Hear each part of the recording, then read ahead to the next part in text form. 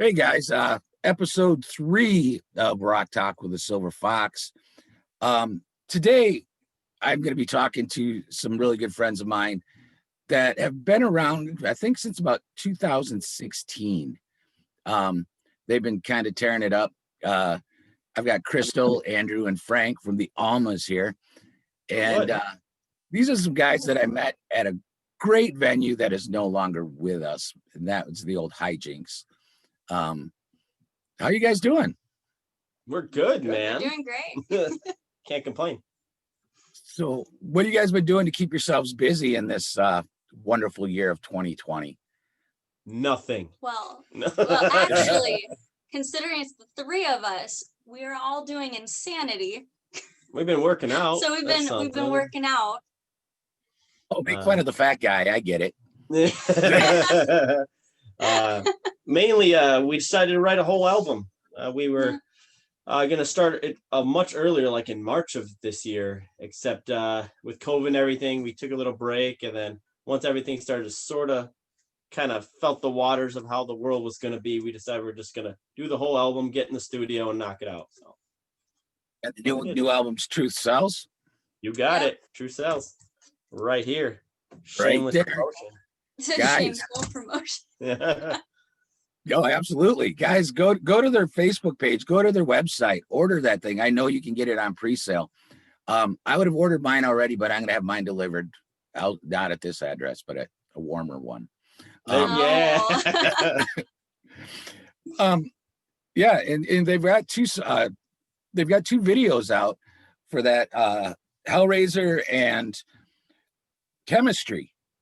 Great songs. Great songs. It's kind of a new turn for the Almas.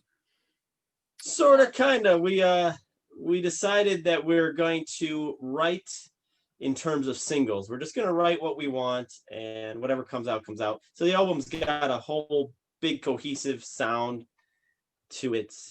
It's very versatile, I'd say. But there's still your dirty rock songs, like straight up. Like that's a good way to describe your guys' music. It's awesome. Like I said, back in 2016, I remember once again going back to the Hijinks thing. It really was a great time in music. 2016, 17, 18, even 19. People started talking early about, you got to check out this band, the Almas. You got to check out this band, the Almas. And I was like, all right. And I used to get that a lot back then. It was the beginning of Mixed Company also and stuff like that. And I saw you guys. You're actually on a bill with us with Left of Reason. And I was like, holy shit, check these guys out. And they're doing it. No offense, Crystal. They're doing this with a chick. So, I mean, Crystal, how does it feel to be like in front of a rock band? I mean, there's not a ton of female singers out there right now. No, there's not. But I don't know. I'm kind of used to it now, I guess. This is my first real band that I've kind of like gone out and done shows with. So this is really all that I've known for music, is just being in front of these guys. But yeah, I don't know. It's just fun. I feel like more of one of the guys than anything else, being in a van with them all farting all of the time. But yeah. I actually had that on my list, Crystal. How's it being in a van with a bunch of guys? Because I ride around in a bus with a bunch of guys, and you get used to it. You get used to it. We're not that bad. I don't know. There's a lot of dick jokes, gay, talking about people's teeth. Just it's weird stuff. Making fun of each other. That's basically, as long as I can throw a joke in every once in a while. Yeah. And usually we don't ever wake up to like, hey, good morning, guys. It's more like, hey, fuck you. Go buy me something. Yeah, like where we're eating breakfast. Yeah, pretty much. Or just sleeping up until you have to go to the bathroom. Like, hey, pull over. It's like, oh, well, good morning to you too. Yeah, it's now 3 in the afternoon. Good job. Well, I guess it's got to be really. I'm in a van with a guy that pulling over to go to the bathroom is like a sin. You are not going to hear the end of it. You're just not. So I'm not going to say that Gatorade bottles have never been used. But you guys are in a different situation. You've got a young lady Yeah, with you. you've got a me. Yeah. So we always plan in our stops. We always know that if every 3 hours you need to take a half hour to 45 minutes for a bathroom break and food. Gas So- up. And gas up. So it's just kind of, we always plan it in. So we give ourselves time to stop. What are you guys Stretch our traveling legs in and these everything. days? A van still? Yep, still Yeah. the van. Oh Hey, yeah. that's fine. I mean, some of our best times Yeah. were in our van. And let me Yeah, tell you, honestly, we have. Oh, go on. Sorry. the van's just, you're able to stop every 3 hours, like you said. Try to take our shuttle. It's a good 6-7 hours. Oh yeah. Yeah. So the fight has to happen. We're pulling over, dude. Yeah, I don't think we'll ever change from a van situation because it's so easy. You can get into alleyways, you can always disconnect the trailer and everything, It's not that hard to park that van. And we were looking at if we ever had to get rid of our van. They have they're called like van campers, which they're more or less like the 4350s. They're just like a foot wider and they're way taller, but you can still get them in a single spot without any trouble. And we were thinking about it comes with the generator, all this stuff.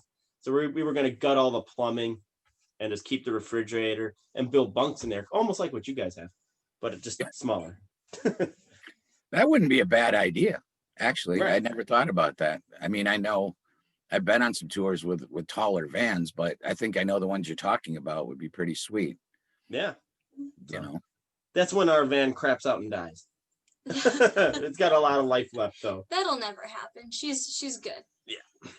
She's not Well, Black Bertha. Yeah. Our old van, we killed it. Yeah, we drove Yeah. it straight to the ground. She saw the country, and then when we came back home, she just did not want to do anything ever again. Nope. well, at least she came home. Yeah, She came that's home. true. She came home. Yeah. You left the van in Surprisingly, West in one Virginia. piece. Really? Yeah. Oh. Yeah, threw a rod, Oh wow. sold it for Oh. $100 on the road. Wow. And so you just bought a new one? Like a different one? No. We had to call a super fan to come and get our trailer and drive No us back. shit. Really? It was a cargo van. No heat or light in the back. Oh my god. Oh. It was so cold. So cold. That's Crazy. incredible. Oh. Yeah. Because, and now that we're kind of talking about being on the road and some of that stuff, I'm really kind of a big fan of your video of a Wayworn. That is nothing more than being on the road. I mean, just Yeah. Yeah. it is literally kind of pulling the curtain back a little bit, because I don't think most people realize you guys are international. You're an international touring band. You've been to Canada. That's 2 countries. International. I'll give it to you. You've done 2. You've done 2 pretty much nationwide tours. And I don't think people realize how much of your day goes to getting somewhere and killing time Yeah. to get up there for 45 minutes. Yeah. Yeah. Yeah, our max drives are like 6 hours, or we try to keep them at 6 hours. But yeah, it's pretty much you wake up, you drive, you get there, you grab some food, and you load in. That's Yeah. it every day. And then wait. I know. Yeah, just And wait. Yeah. And of course, everyone's like, oh, you're the touring band, you're headlining. Well, I don't want to play at 11 o'clock. Like, guy. Have you noticed that the quote headlining, and for people who can't see, I'm using finger quotes. Have you noticed that the headlining slots now are starting to fall, like not the last band to play, but the second to last band to play? That Yeah. seems to be the sweet spot where everybody wants to be. Yeah, Yeah. that 10 o'clock, 10:30 slots where it's at, man. Agree. Yep, because not everyone's wasted by that time. They can still remember to buy your merch. Yep, You they're know, just feeling great. They're feeling good at that point. They haven't been cut off yet. you know. Vibrations are there. Oh What yeah. what are some of your favorite stories from the road? Oh, I gotta think about that. Andrew, you got a favorite story yet? I've been on Yeah, the road yeah. like 3 times. Whoa, already. you might so, have so one. you should have it fresh in your memory.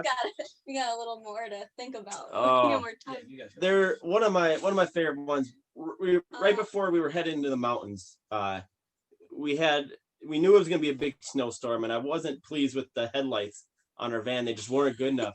So we sat in a truck stop, and I tore the whole front of the van apart to replace the headlights for brighter like Axion bulbs and stuff. And yeah, we were sitting out there. It was super Yeah, I was cold waiting out. for the Yeah, Wii. yeah. I was out there too, mister. Yeah, we were sitting out there just tearing everything apart, whole front of the vans in pieces, and we put it all back together. And lo and behold, was like a half hour later, huge blizzard, and then Couldn't driving see right through the all. mountains.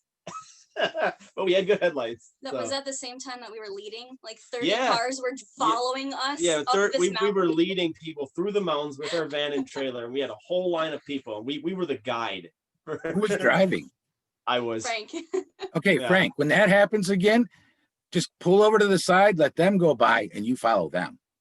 That's true. Yeah. That would have been Yeah. better. Yeah. You're not in that big of a hurry in that kind of weather. You guys packed down the snow for us. Yeah. Right.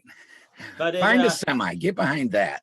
yeah, and it was tough because when we decided, we should, we're gonna pull off. We're done, Well, the next town was 73 miles away, and we're like, shit. So yeah, that's always a good memory. I like talking about that one. That's a good one. Yeah. What What about you? should have been like a 20-minute drive was 3 hours. It was terrible. Yeah, it was something crazy. We were coming home from Reno one time, and we booked all the way to Reno. I did great on that. Nice. Coming home, I did horrible. There was no shows. It was Reno back to Wisconsin. Yeah, sometimes it Oh. happens, man. Yeah. And we're going through Nebraska. And this is probably 3 or 4 years ago, and there was an ice storm on I-80. Mhm. And I drove the first 13 hours out of Reno. So when I got into the back seat and crashed out, I crashed out hard. Yeah. And I woke up and I'm like, oh, we must be in like Iowa now. And they're like, no way, man. We're only in fucking the beginning of Nebraska. And I'm like, what? How long have I been sleeping? And I stepped out of the van because we stopped at a truck stop, and I hit the ice and I boom straight down on my ass. Oh. And we had to do 15 miles an hour for like probably 4 or 5 hours. Oh yeah. Oh man, that's rough. Yeah. And you guys know Bill Hawkinson. It's great if he tells the story. No, yeah. Yeah, the other story I like, I think it was right outside of Nevada. Yeah, we were in the desert, some crap. And when we were driving, a lot of wind would come into our van because our old van had a bunch of rust. And so the wind would just always come in there. So I had a bright idea of taking, that spray, like great stuff, that expanding insulation. So I figured I'll just shoot that up in the side of the body panels and we're fine, right? Well, I did that to our sliding door and I didn't realize that all the mechanisms were up in there. And I basically glued them so you couldn't open the door. So then in Reno or wherever we were, I had the whole door apart trying to free up the mechanism so we could open the door. Damn. Yeah. Quick Yeah. fixes, right? Oh, yeah. And to the day that van died, still couldn't open the door until you tried like 10 times. Oh, you had to pull It with all was- your might to get that door open. Oh, Yeah, it was I fucked terrible. it up really bad. I always just climbed through the passenger seat. I was like, screw it. I'm not going in the side door. I'll just come through On our new van, we had to do that again, and I did it right this time. So He made sure there were no mechanisms to screw it. yeah, I got it right. Learn. Yeah, right. No, I think one of the stories that I like, it's not necessarily anything, but just like a cool time. So like the long waits before playing a show. We were in Nebraska, waiting to play a show, and so we were watching a movie, and we're all just kind of hanging out. And one of our buddies came out and surprised it with pizza. Yeah, a You just friend came of with ours. like 3 from large Nebraska, pizzas and just like Yeah, he saw our van on side road, dropped us pizzas. yeah, Dropped us off and then he pizzas. booked us for the next day at a strip club. 'Cause Yep. we wanted a show, so we got free pizza. I want that and then- guy's number. Right. Pizza and strippers. So, You Yeah. kidding me? yeah, Pizza and strippers? It doesn't get more rock and roll than that. I know, right? Name the album. That was Pizza and strippers. guy- We should rename the album. the guy what's his name? He's from the Midnight Devils. Yeah, the Midnight Devils, Sam from Sam. the Midnight Devils. Yeah. Cool guy. Wow. Wow. And then when you go to these new places, like around here, I'm guessing, well, I know, southern Wisconsin, northern Illinois, you guys kill it here. Everybody knows, oh, the Almas are playing and it fills up quickly. It fills up quickly and people are ready to rock. And, we've done enough shows with you guys and I've booked you on enough shows that I know that's going to happen, so whenever I can book the Almas, I do. What happens or how do you feel when you go to the first time you're going down through like Tennessee or Florida or even Georgia or some of these other places I've watched you guys play, Canada, and they have no idea who the Almas are. Right. How fun is that when you're like, It's a lot of fun, especially for people that don't know what to expect, and then there's like happily surprised. They're like, "Oh my god, the Almas!" Yeah.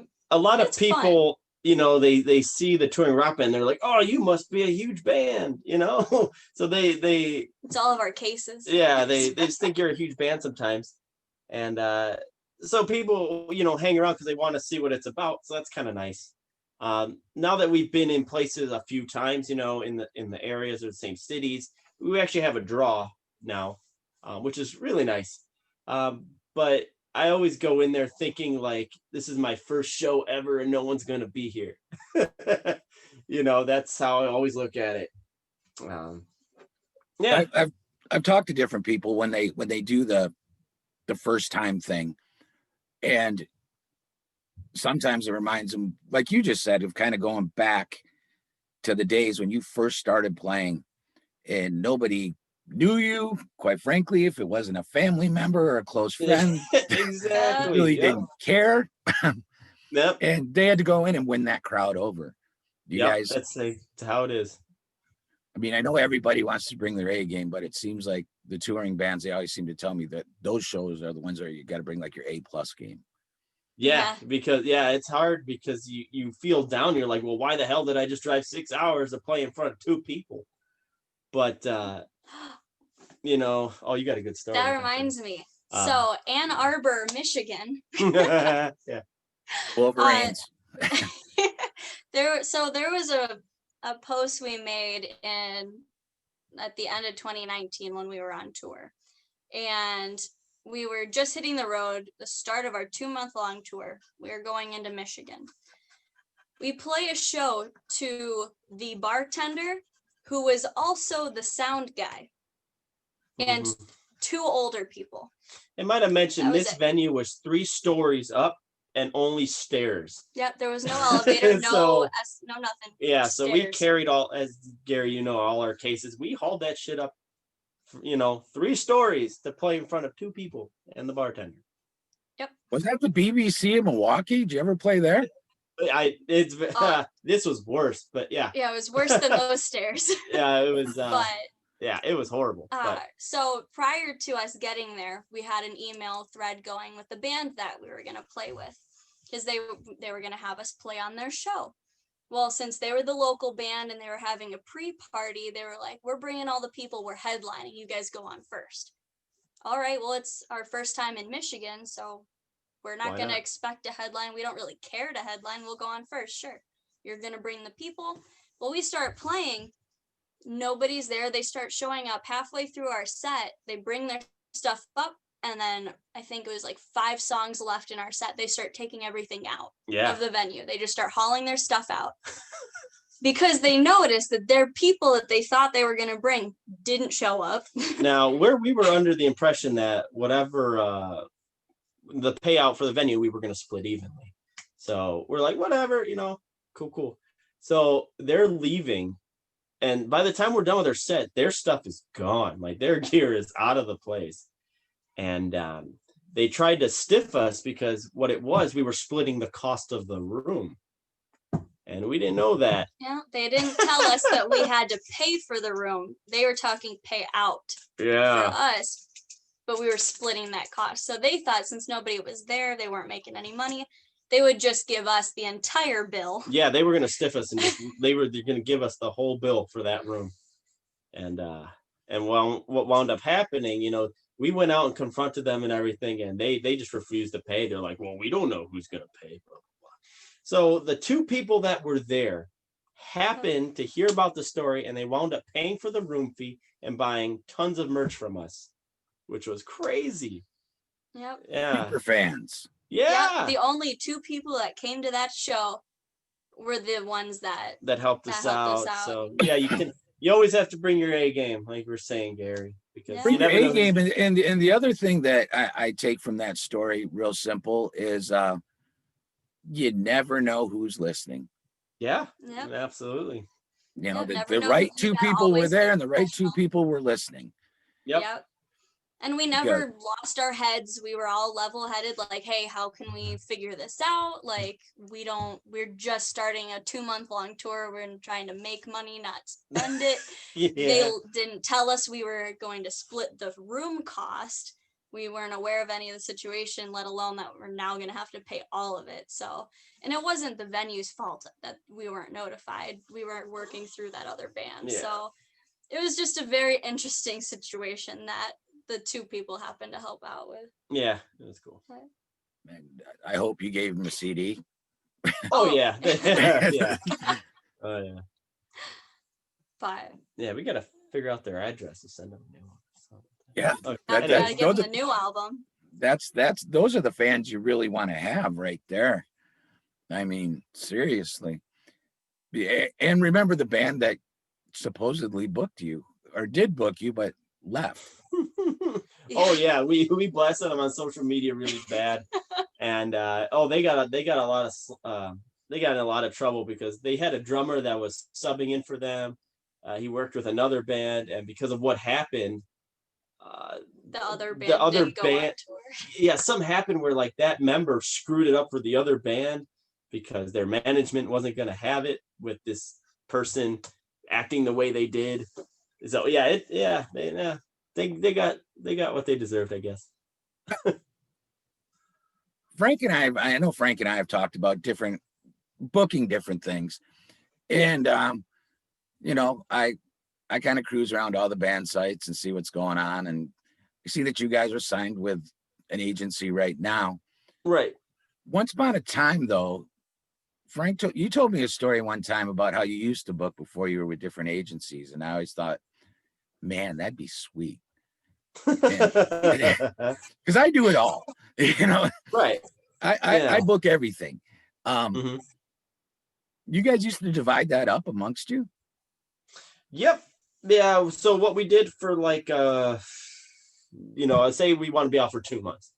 And we decide where we want to go, how we want to do it. And then we say, hey, Crystal, you're going to take these states and these cities. And Andrew, you're going to go message these people.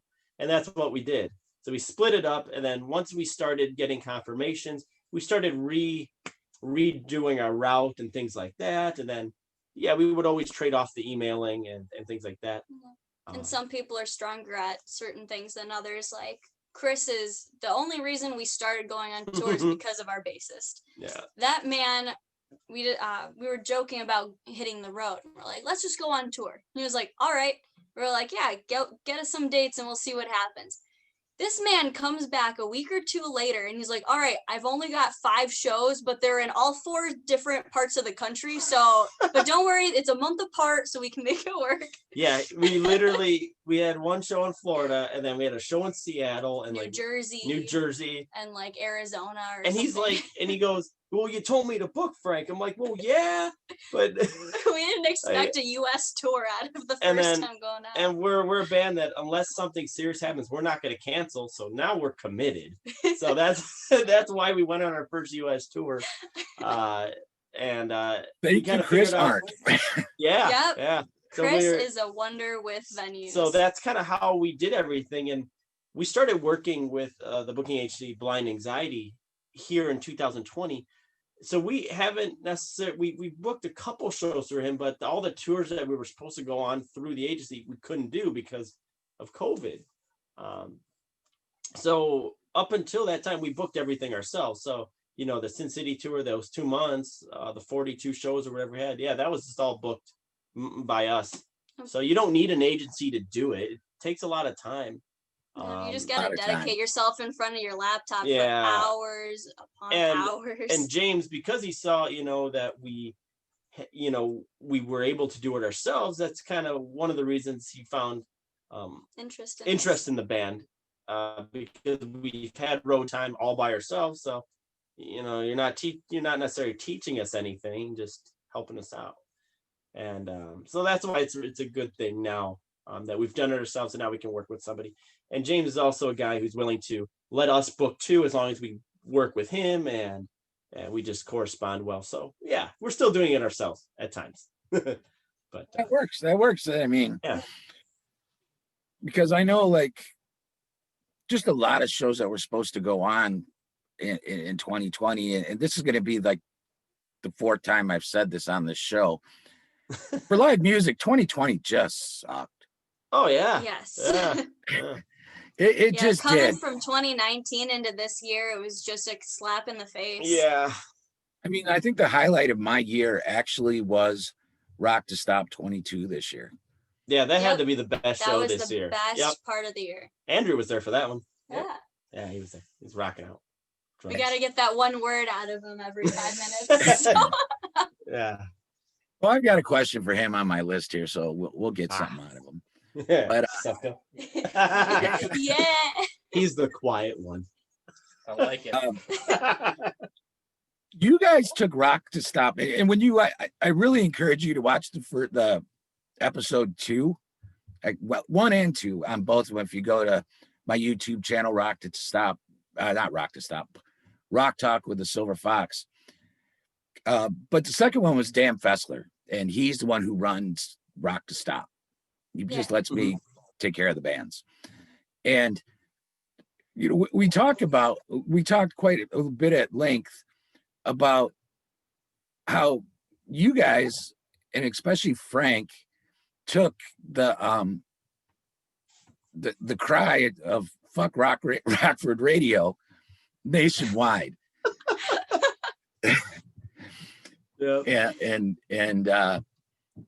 how that actually worked. Yeah. It worked well. I mean, unfortunately, we had that tragedy at Shooters the other night, but when you guys were playing Shooters, a big sponsor down there heard you say that and then contacted Rockford Radio. And next thing you know, they were interviewing Dan on the radio. You know, and then you guys dedicated Anti Everything. If you guys haven't seen that video, it's pretty fucking awesome. Yeah, so Thank you. now that we're in an interview, a little thing about Anti Everything. We had written that song beforehand. And just because of everything, you know, with the radio station not supporting Rock Stop 22, we figured it would be a good thing to dedicate to that situation. However, we never wrote a song for Rock to Stop 22. So on our album, True Selves, we have a song specifically made for Rock to Stop 22. And it's called Veritas. And I've been meaning to send it just to you guys so you can use it for your promotion and just so you guys have it before everybody else. So remind me. I'm looking forward to that. By the way, Rock to Stop 22, August 14th, 2021. It's in our books. Sweet Minnehaha, Broadhead, Wisconsin. It's a fun show. We have a blast. It's awesome. It's so good, man. Yeah, that's good. And you can go tubing. Tubing, that's it. You Yes. And That's fun. find weird people in your camper. Yeah, that Oh, was a that's fun right. story you told us. Oh, that's right. I forgot about What makes that story even funnier is my wife goes to California for 2 months during the summer. Mhm. And I talked for a good month around the campground. Yep, need to find myself a girlfriend while the wife is gone and blah, blah, blah, blah, blah, blah, in front of her, right? First weekend, she's gone. Yep. I was on the phone at 2:30 in the morning getting ahead of that story. Oh man. Oh, Um, great. Truth Sells, Chemistry and Hellraiser. Why did you pick those two first? That's it. Well, Hellraiser is the truest to our Back to Bad album, or one of the truest. And also like the little bit we were able to play this out this year, we tried playing as many of the album songs that we could, as well as the Back to Bad album before we recorded it.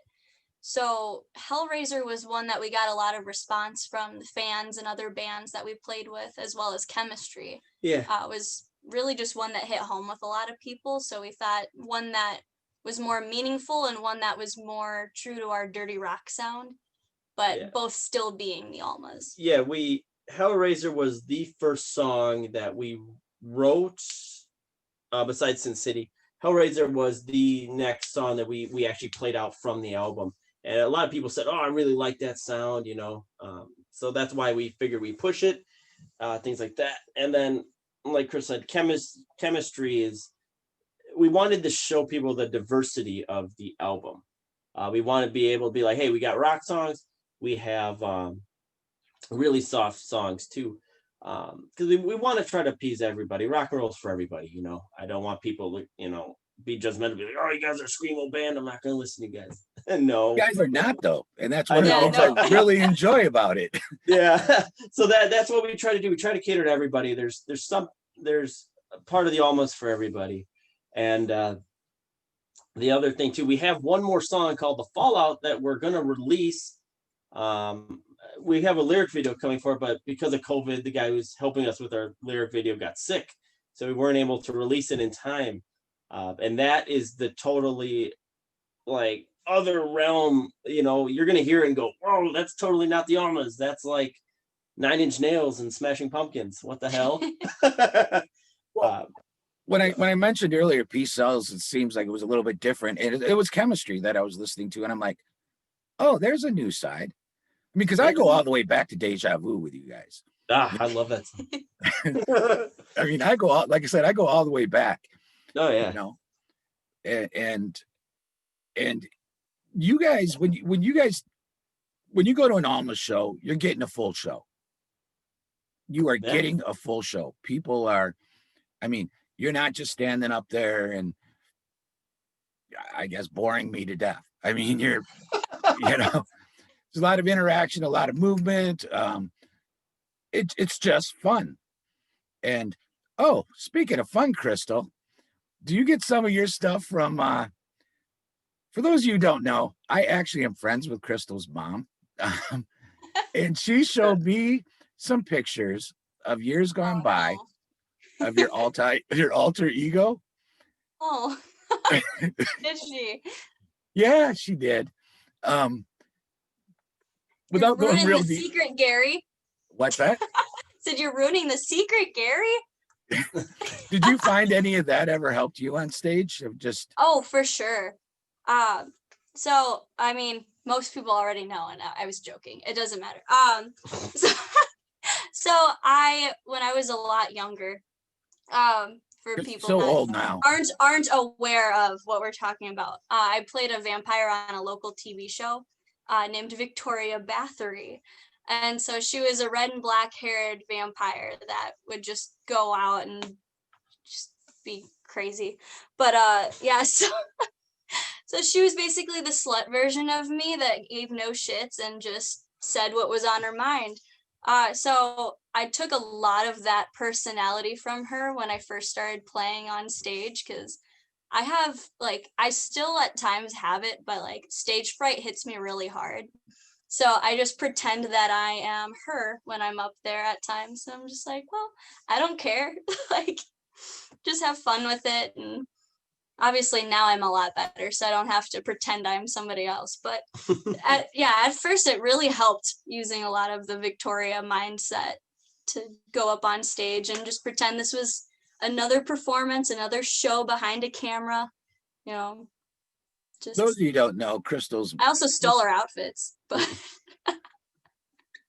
I'm gonna be quiet about that. I'm gonna be real quiet. I have daughters, so I'm gonna be quiet.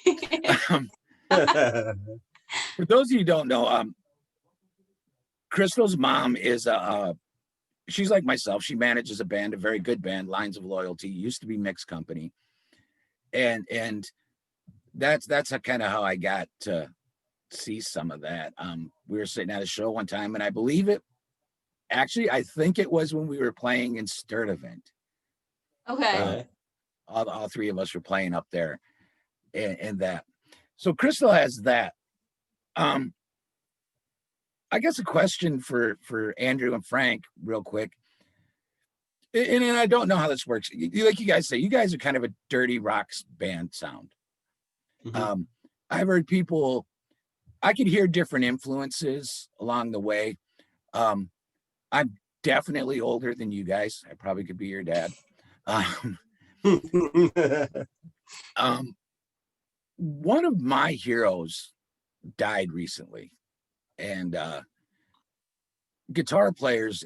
I mean, Eddie Van Halen. Did he have any influence on either one of you guys? Me personally, no, not really.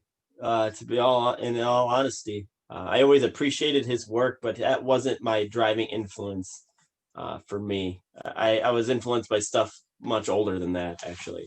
So, For me, actually, my dad used to have me listen to Van Halen and ask me questions about who's the lead singer. Because he always had it's David, I can't, it's Sammy Hagar or and David Lee Roth. David Lee, like he would have me that. And uh I would say the band as a whole like influenced me with just like car rides. My dad used to take me to hockey and we would listen to that, and that's around where I found out like, oh, those drums sound really cool, like for Hot for Teacher.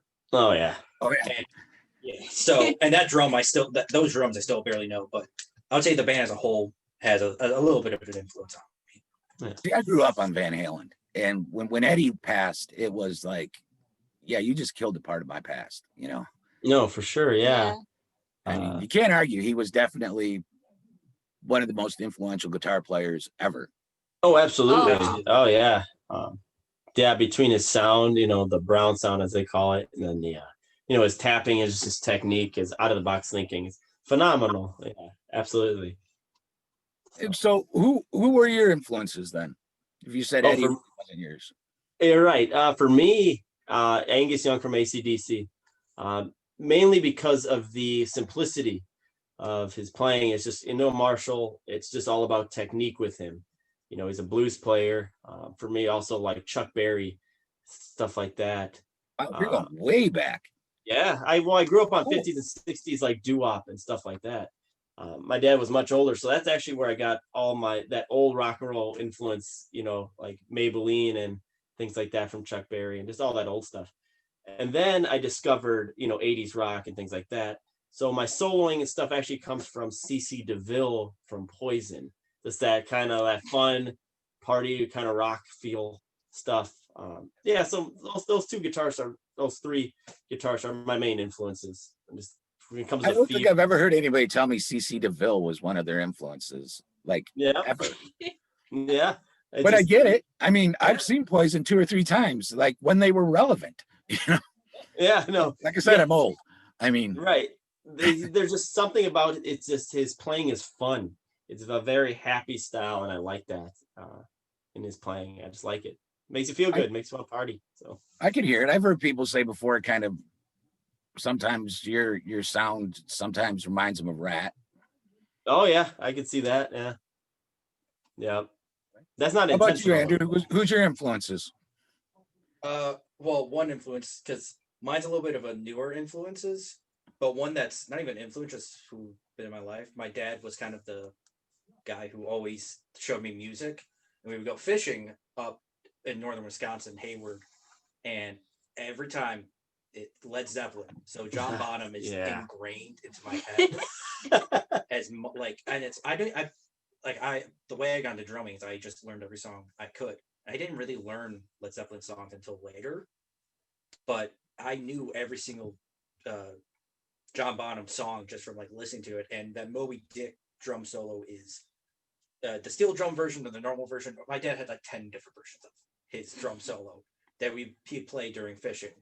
So John Bonham he was almost like a god who would just follow me around. Almost.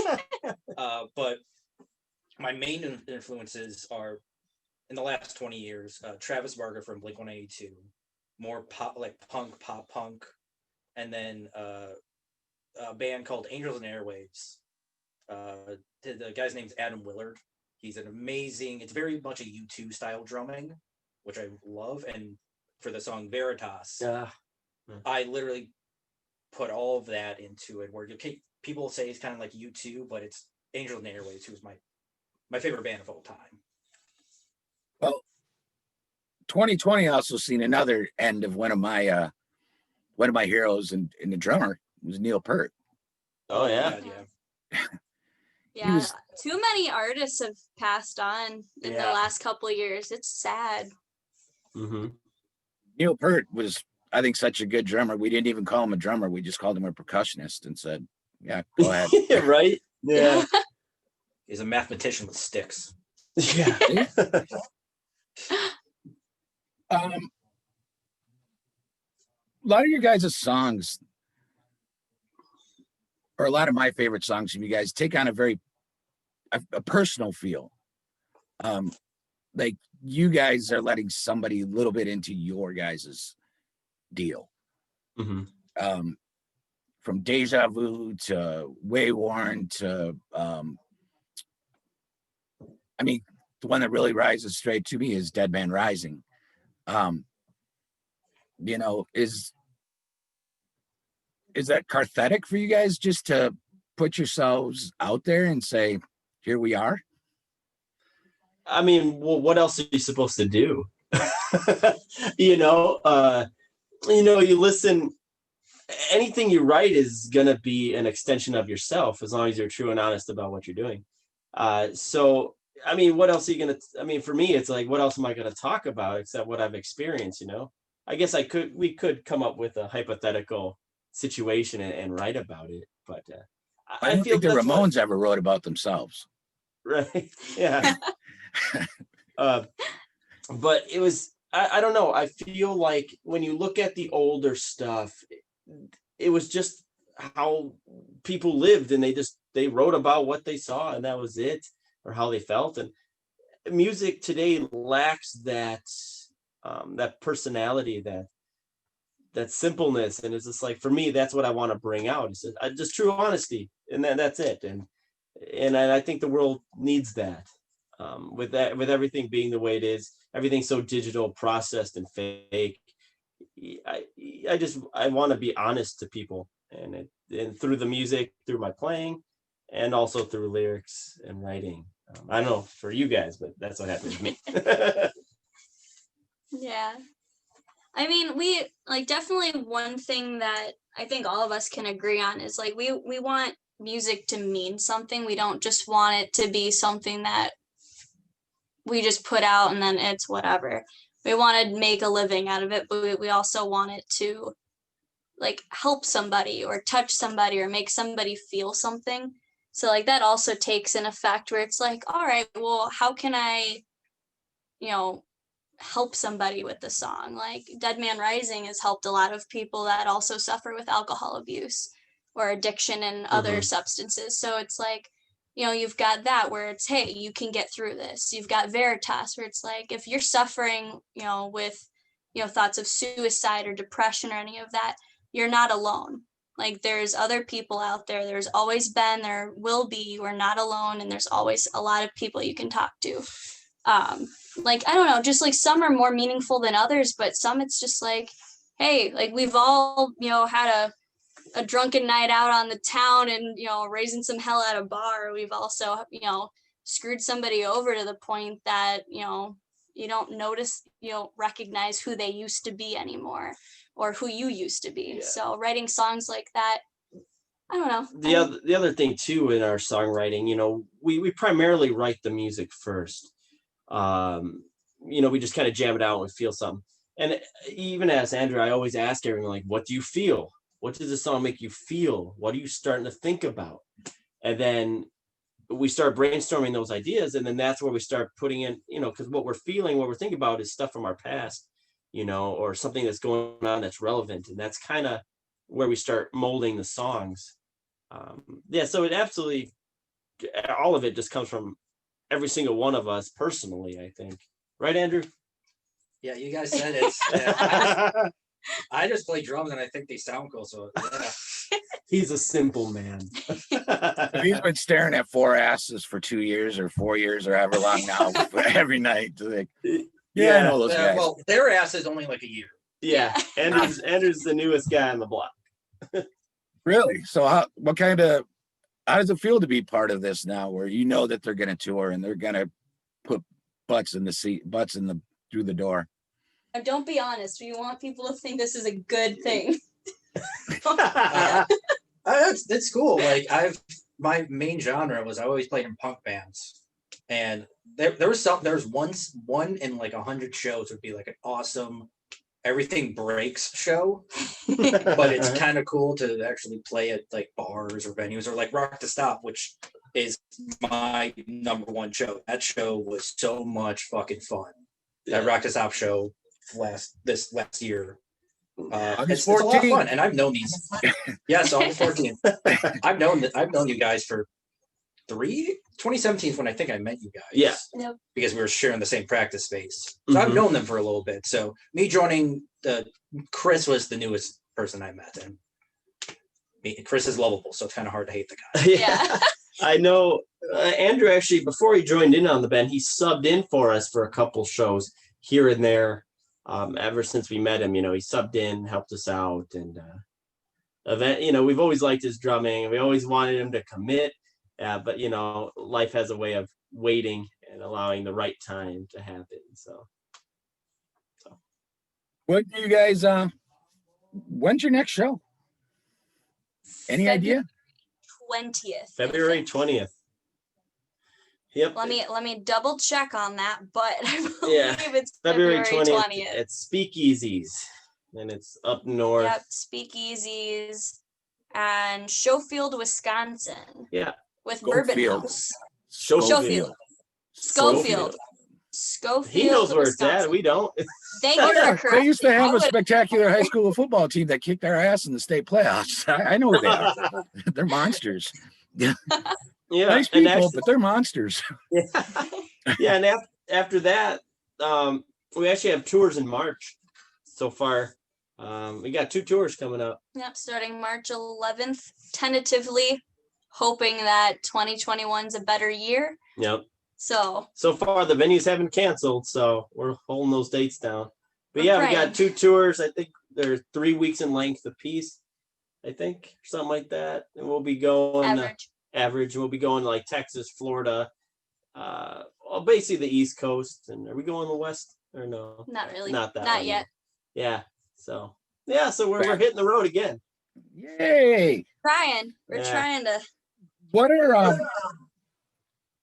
your guys' social media links that you want everybody to know about? For the most part, it's at Almas the Band. Whether it's facebook.com/Almas the Band or Twitter, Instagram. We have a TikTok. Do we really? We do. We haven't really used it much, but we have a TikTok. Yeah, all the important ones are That's Andrew's job. Andrew, you're in charge of TikTok. Yeah. You're gonna be twerking a lot. It's just gonna be Andrew All right, twerking. Girls, he's single, so if you Yeah, want to see the twerking Andrew. He also has a grinder. Oh. Actually, they made me a grinder at a show one time. They were trying to get these guys. Frank had a lot of hits. I think it was the hair. Yeah. It was creepy. A guy was like a mile away, or we were sleeping. I'm like, he was wanting to meet up. It was bad. Well, anyways, we quickly felt ashamed of ourselves for doing that and took it off. So you can all the links. 5 minutes later, you were over it. Yeah. So you can find everything you want at almastheband.com. We have our website up. All the links are there. Obviously, you can find us on Facebook, Instagram, Twitter, Spotify, Pandora, all of it. Just search Almas the Band and you'll find us. YouTube. How did you come up with the name The Almas? That's a him story. So at the time when the band first started, the former lead singer Maria, she had tried out for the band I was in prior, which was Mixed Company at the time, and things weren't working out in that band. So basically, I really liked the way who she was at the time, her soul, the feel of things, and so I pursued working with the band with her. And with that being said, I started looking up things, and the soul is in Spanish means the almas. The almas means soul in Spanish. So that's kind of where it started. And of course, going back to what I was saying about being true to yourself and everything, it kind of all tied in with just the honesty from your soul. And so, yeah, that's what that means. Almas. That makes great sense to me. Mm-hmm. And this whole interview will be, if you're listening, if you're watching it on YouTube, it's also on Spotify. Just like I said, Rock to Talk with the Silver Fox on either YouTube or Spotify. Keep is there promoting anything Rock else to you- Stop, though. I mean, no shame in that. I push the crap out of that right now because Hell yeah. that is a fun show with a lot of good bands, and And for a good considering cause. Good cause. the Good cause, people. That's what it's about, man. it is. That's what it's about. It really is. For me, it's a lot of work, and it's a labor of love. I mean, I'm so honored to even work with the bands like yourself and all the other bands that play that. You guys just volunteer your time, and you don't get the Almas to play at your place for free. You just don't. Yeah. They're going to bring in a shit ton of people into your bar, into your venue, into whatever you're doing. They're going to draw a crowd, and they're going to make you money. And you guys have almost taken that show. You guys have, it's obvious you take the show very, very personal. I mean, I could hey, Rock to Stop this year. Fuck you. Doesn't take long before I get a message back. Just give me the date, Yeah. Dan and I talked quite a bit about that last week. Everything during this. By the way, happy holidays, guys. Oh, yeah. Yes, happy Whatever- holidays. whatever you want. Merry Christmas. Happy New Year. You guys are the last show of the Kwanzaa. year. Yeah. End out Yeah. 2020 right. Do something right in this year. Jesus. Right? Is there anything you guys want to put out there to anybody? Well, let me start. I have a whole spiel. Oh, No. Nothing. We just got a new album coming out. Like I said, January 8th. It'll be available everywhere: Spotify, Pandora, Deezer, all your big social media places and listening apps and crap. It's all going to be there. With the new album coming out, we also have a ton of new merch. We're going to have vinyls. We have this album pressed on vinyl. There's a My daughter will special love mask- that. And She's so discovered there's a vinyl. Oh, dude. Oh. Yes, we're going to have to send you one. So yes, and so you're going to be able to order them online for a little bit, but after that, you're only going to be able to get these at shows. And we're going to try our hardest, play as many shows as we can, given the situation with COVID. But as long as venues are willing to have a band, we will be there. So if any venue or any artist is listening, know that we will show up. We don't care if it's in Canada, in Mexico, or if it's in California. If you want us, let us know and we'll show up. That's how it works. We don't care. We just want to support our local venues and keep them alive and, keep music alive through this time, because that's all you can do. So if you're willing to have music, we'll be there. yeah, Have we you guys drove noticed- out to Kansas, right? Yeah, we drove all the Just way to for a one Kansas. show. Yeah, one show, and then drove back home. And then we went to Oklahoma for another show and just came back home. And, financially, that's not smart at all. No. But, no. But it's about making a point that if we do things right and we do it safely, we can do these things, and we have to keep the venues open, because the venues and all the people in the industry are the hardest hit. now because, you know, restaurants, they can have carry out food. You can't have carry out music, you know? No? So we have to support them as much as we can. And Yeah. if it means artists have to donate their time to go to those places, so some people spend some money on tickets and beer to keep them open, because if they're not open, we're not going to have a place to play. And a lot of people aren't. So, yeah. It's like a lot of people are, you know, I've heard many comments where it's like, all right, well, we can just listen to you on Spotify. You know, I know that's the way the world's going, but it's like, all right, we're not even making a penny off of 5 times you listening to one song. Yeah. So it's like, you know, we got to go out and play. Maybe you will be interested in buying a keychain or, you know, something. So it does help us, even if we're taking the hit driving, like we still have merch people can buy if they want to support us. But like Frank said, it's mostly just the venue, and for us to actually be able to put forth ourselves into, hey, we're playing our music and we're not just, you know, in our band practice space with each other. We actually get to go out and have, you know, some feel of normalcy. And we're not, you know, if people don't feel comfortable, don't come out then. That's totally cool. Yeah. You know, if you come out, be safe. You know, and be respectful. Yeah. So hopefully we're going to carry that attitude into the new year, and with whatever regulations are, whatever it is, we're going to be out there as best as we can. And of course, we encourage people to stay safe and all that good stuff. I know, like this year, going back to Rock to Stop, I remember my guys, they played 4 shows last year, period. Wow. All 2020, when they usually play 100 to 150 shows a year. They played 4.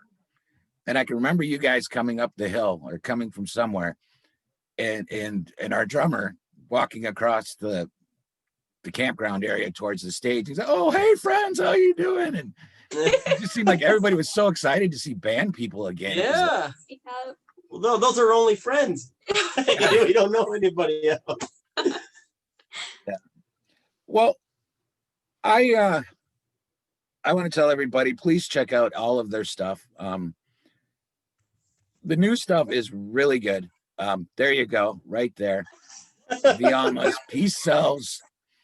Truth Sells. Truth Sells. Peace Sells would belong to another band. Yes. That's it. Album. Yeah. That's done. Order that CD from them. Guys, go to their YouTube channel and subscribe. Subscribe to their YouTube channel. Go to, order, follow them on Spotify, follow them on everything. If you've never heard the Almas, I'm telling you, you're going to be impressed. You are going to be impressed. They are a very, very talented band, and they're really good people. That lucky for me, I don't know too many shitty people in the business, but you guys are definitely in that top 10% right up there. Oh, well, thank you, Gary. Thank you. I look forward to seeing the Almas, and I look forward to see what 2021 brings you guys. I've had the conversation many times where there's some very talented bands around right now. And unfortunately, some of them went to the wayside because of 2020 just shitting on everybody.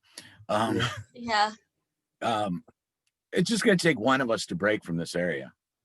And when they do, I think you're going to see a flood of them, and you guys are out there. You guys are road warriors. You guys are doing it. And trying. Yeah, that's all you can do. And I encourage you to keep doing that. With that being said, I think I'm gonna kind of start wrapping this up.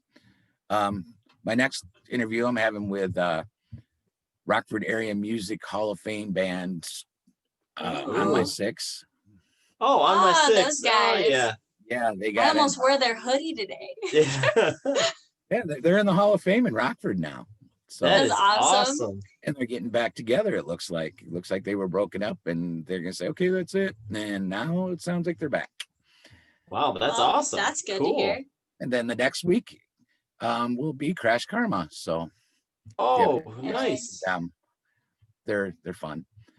Other than that, I want to wish you guys a very happy New Year. Be safe. Thank you as well. Be safe. Have fun. Congratulations on a great album. Thank you. And I gotta be honest, I only heard the 2 songs, but I thought they were great. And just typical Almas. I mean, I think that's the way it's gonna, be.